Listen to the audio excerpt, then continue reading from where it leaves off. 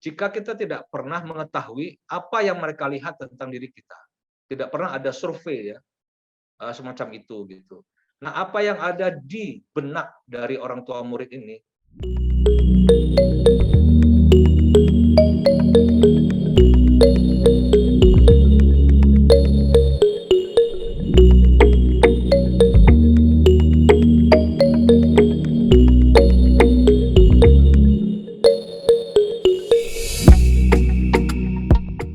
Kita mulai dari satu hal yang penting, ini pembuka kita malam hari ini, bahwa persoalan yang kita hadapi sebenarnya, ya, ibarat kita melihat iceberg, ya. Iceberg itu apa yang nampak di atas permukaan itu sesungguhnya lebih sedikit daripada apa yang sebenarnya berada di bawah permukaan. Kita yang berada di posisi pengambil kebijakan ini itu seringkali ya lemah dalam menjaring aspirasi misalnya, dalam mengetahui persepsi orang tua, anak-anak murid. Kita nyaris tidak mau tahu ya bagaimana sebenarnya keluhan-keluhan, komplain dari orang-orang tua terhadap sekolah kita. Bagaimana sebenarnya komplain dari para murid terhadap sekolah kita. Jarang sekali sekolah itu membuat semacam survei kepuasan. Kalau dalam apa namanya lembaga-lembaga seperti rumah sakit itu sudah ada lembar kepuasan pelanggan ya, kotak pengaduan dan sebagainya. Tapi sekolah kita itu nyaris tidak punya ya. Kalau dinas-dinas di pemerintahan itu wajib mempunyai kotak pengaduan masyarakat ya. Dan mereka bisa memberikan masukan pengaduan itu melalui baik secara offline maupun online.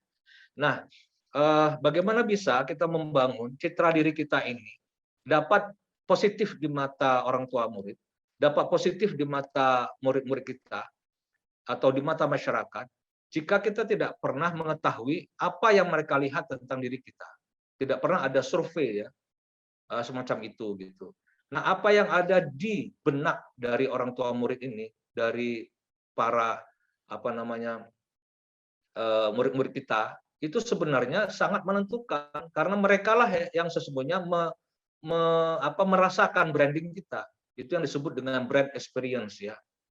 Jadi brand experience itu sangat menentukan brand image ya. Pengalaman mereka menggunakan produk-produk kita, merasakan pelayanan-pelayanan kita, ya, pengalaman customer, pengalaman guru, murid ya, pengalaman orang tua itu sangat menentukan image sekolah kita di mata mereka ya. Dan bagaimana kita di mata mereka itu berada di bawah permukaan dan kita seringkali lemah untuk menggali itu. So, yang harus kita lakukan sebenarnya adalah kita harus berusaha semaksimal mungkin untuk memastikan agar branding ini agar dapat mencapai sasaran ya, branding ini benar-benar menggali sampai kepada image atau citra sekolah kita, baik di murid-murid yang sudah masuk, di calon-calon murid kita, di guru, di orang-orang tua yang sudah terlibat selama ini maupun di calon-calon orang tua atau prospek itu ya.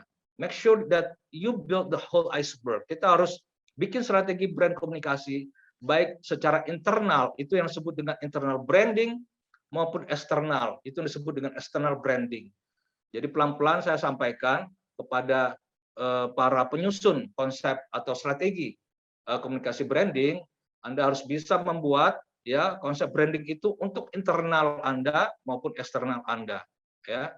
Kalau Anda hanya peduli dengan apa namanya salah satu saja, Anda tidak kafah kalau bahasa agama itu ya, tidak total ya, tidak komprehensif. So, apa yang ada, saya ulang kembali, is what below that counts. Artinya apa yang menjadi persepsi ya, brand perception namanya. Apa yang jadi persepsi dari murid-murid kita ya, itu sangat menentukan citra diri kita. Karena apa? Karena pengguna atau customer itu dapat menjadi influencer. Ini yang harus kita perhitungkan.